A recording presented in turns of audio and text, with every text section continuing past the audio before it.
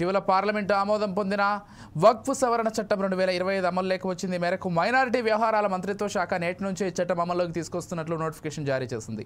ఇటీవల పార్లమెంటు ఉభయ సభల నుంచి ఈ బిల్లు పాస్ అవ్వగా రాష్ట్రపతి ద్రౌపది ముర్ము ఆమోదముద్ర వేశారు. దీంతో వక్ఫ్ బిల్లు చట్టంగా మారింది. ఈ నేపథ్యంలో నేటి నుంచి అమల్లోకి తీసుకొస్తున్నట్లు కేంద్రం గెజిట్ నోటిఫికేషన్ జారీ చేసింది. మరోవైపు కేంద్రం తీసుకొచ్చిన కొత్త వక్ఫ్ సవరణ చట్టం రాజ్యాంగ విరుద్ధమని ముస్లిం సంఘాలు ఆరోపిస్తున్నాయి. ఇదిలా ఉంటే వక్ఫ్ చట్టాన్ని వ్యతిరేకిస్తూ ప్రతినిధులు సుప్రీంకోర్టులో 15 పిటిషన్లు దాఖలయ్యాయి.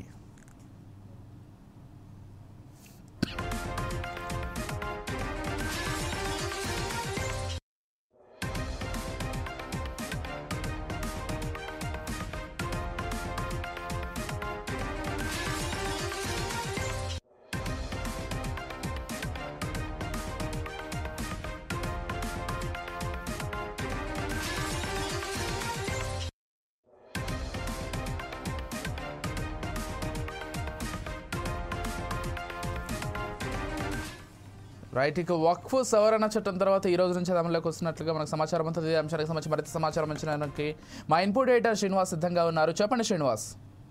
రైట్ విజయ్, ఏదైతే వక్ఫ్ చట్ట సవరణ ఏదైతుందో ఆ చట్టం ఈ రోజు నుంచి కూడా అమల్లోకి రానున్నట్లు కేంద్ర ప్రభుత్వం తెలిపింది. ఏదైతే చూసామో మనము పార్లమెంటు సమావేశాల్లో చివరి 2 రోజులు ఏవైతున్నాయో ఈ వక్ఫ్ చట్ట సవరణ బిల్లు మీద ఆడివేటిగా చర్చలు జరిగాయి. అయితే ఇటు ఉభయ సభల్లో కూడా చట్ట సవరణకు ఆమోదం పొందింది.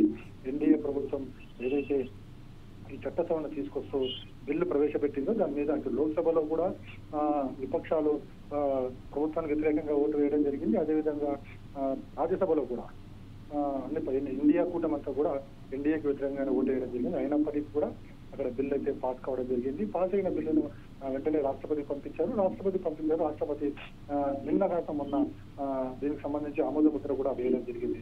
ఎప్పుడైతే రాష్ట్రపతి ఆమోద ముద్ర పడిందో బిల్లు కాస్త చట్టంగా తయారవుతుంది.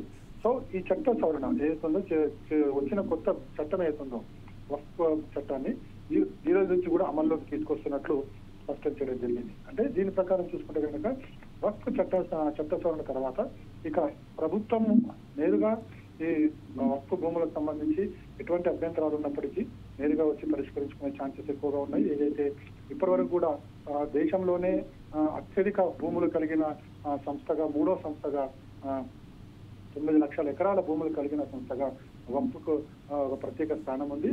కానీ ఇందులో చాలా భూములు కొందరి నేతలు అంటే వక్ఫ్ బోర్డుని ముస్లిం సంస్థలను అడ్డం పెట్టుకుని వారి స్వార్థితంగా మార్చుకోవడం జరిగింది. కాబట్టి చట్ట సవరణ తీసుకురావడం జరిగిందని చెప్పేసి కూడా కేంద్ర ప్రభుత్వం పదే చెబుతూ వచ్చింది. అయితే ఈ బిల్లు చట్టంగా మారింది.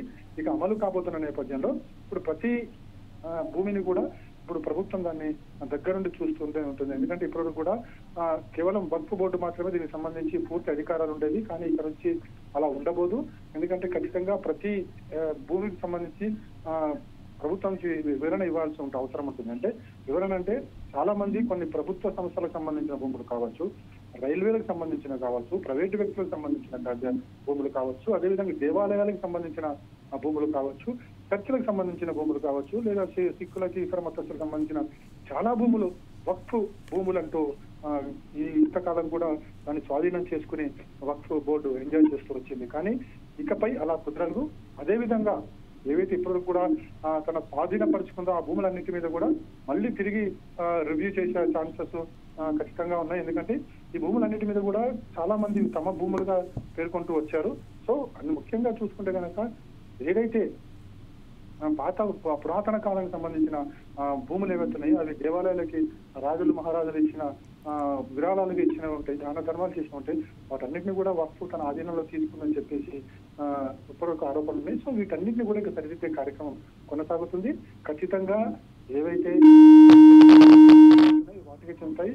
కానీ మిగతా భూములకు సంబంధించి ఏదైతే వక్ఫ్ తన స్వాధీనంలో పెట్టుకుందో వ్యక్తుల దగ్గర, ముఖ్యంగా సంస్థలు, వక్ఫ్ సంస్థల దగ్గర కాకుండా కొన్ని ముస్లిం సంఘాల ఆధీనంలో ఉన్నాయి, కొందరు వ్యక్తుల ఆధీనంలో కూడా కొన్ని వేల ఎకరాలు ఉన్నాయి. కాబట్టి వాటన్నిటినీ కూడా ఇప్పుడు ప్రభుత్వం చూసి ఈ కోర్టులకు సంబంధించి కోర్టులు కూడా ఇప్పుడు ఇంటర్ఫియర్ అయ్యే ఛాన్సెస్ ఉన్నాయి. కాబట్టి అన్నింటినీ కూడా క్షుణ్ణంగా పరిశీలించబోతుంది. ఈ రోజు నుంచి కూడా చట్ట సవరణ జరిగింది కాబట్టి ఎక్కడన్నా లూప్ హోల్స్ ఉన్నా, ఎక్కడన్నా ఇతర మతస్థులకి లేదా ఇతర వ్యక్తులకు సంబంధించిన ఆస్తులు స్వాధీనపరుచుకున్న దాని మీద కూడా కోర్టుల్లో ఇప్పుడు కేసు చేసుకునే అవకాశం ఉంది. దాని మీద కూడా ఫైట్ చేసే ఛాన్సెస్ కూడా ఉండబోతున్నాయి. సో ఈ రోజుకెళ్ళి చట్ట సవరణ అమల్లోకి రాబోతుంది కాబట్టి ముస్లిం సంఘాలు కావచ్చు, లేకుంటే ప్రతిపక్ష పార్టీలు కావచ్చు, దీన్ని వ్యతిరేకిస్తూ వచ్చే దీనికి సంబంధించి సుప్రీంకోర్టులో కూడా పిటిషన్ వేయడం జరిగింది. 15 మంది ఇప్పటివరకు కూడా ఇందులో ఇంక్లూడ్ అయ్యారు.